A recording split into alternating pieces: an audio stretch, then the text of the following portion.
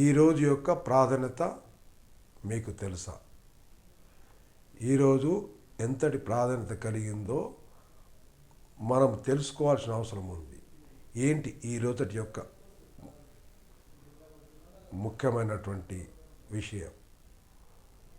ఈరోజు అంతర్జాతీయ మహిళా దినోత్సవంగా ప్రపంచవ్యాప్తంగా జరపబడుతున్నది. ఇది ఎందుకు జరపబడుతున్నది? మహిళలు సమాజంలో సగభాగం. మహిళలు లేనిది సమాజం మనుగడనే ప్రశ్నార్థకమైన పరిస్థితి. మహిళల యొక్క గౌరవాన్ని, మహిళల యొక్క ప్రాధాన్యతను గుర్తించి వారికి ఉన్నటువంటి హక్కులను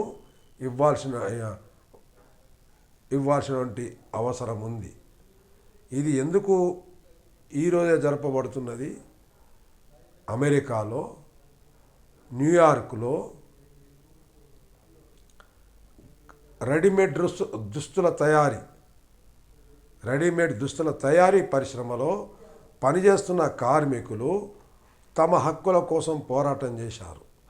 ఆ పోరాటం యొక్క ప్రభావం వల్లనే ఇవాళ మహిళల హక్కుల గురించి మాట్లాడడం అనేది అది ఒక ప్రేరణను, ఉత్సాహాన్ని, ఉత్తేజాన్ని, వాళ్ళ హక్కుల యొక్క ఆవశ్యకతను గుర్తింపజేసినటువంటి పోరాటం.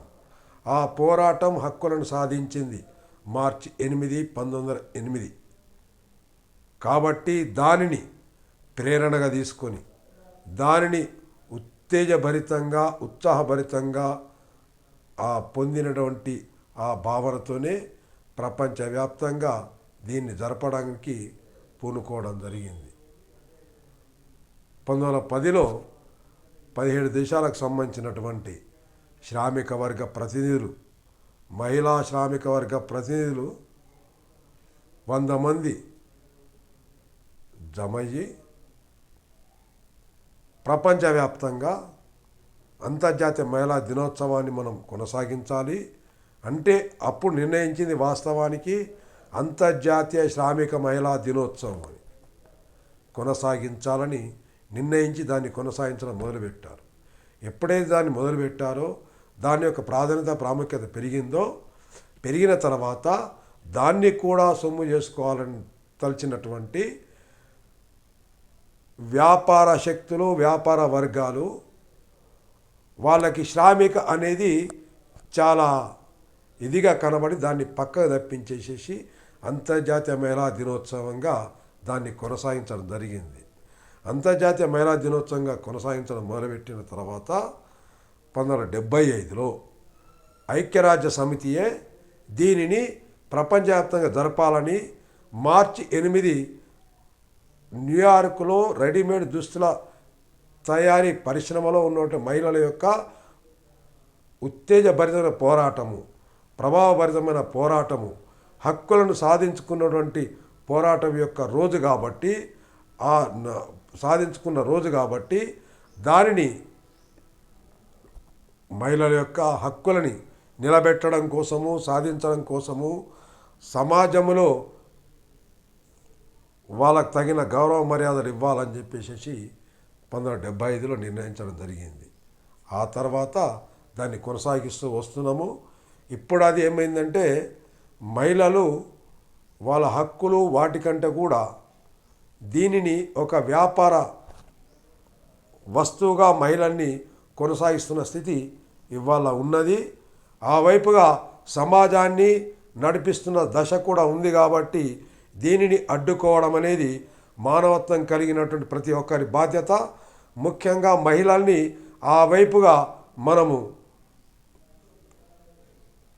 చైతన్యం చేసి నడిపించాల్సిన బాధ్యత ప్రతి ఒక్క మహిళా సంఘానికి ఉంది.